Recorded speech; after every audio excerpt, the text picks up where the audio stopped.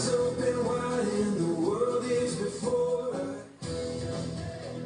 Sekolah SD Negeri 1 Sunglipo. Nomor dan tanggal penegrian 005-SK-SR-99. Tahun pendirian sekolah 3 Mei 1957. Kategori pelaksanaan duduk sekolah adalah sekolah inti.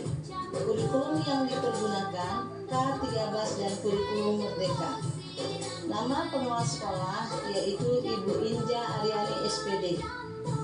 Jumlah guru pegawai sebanyak 23 orang. Guru tetap PNS 7 orang, guru tetap P3K 9 orang, guru bakti 3 orang.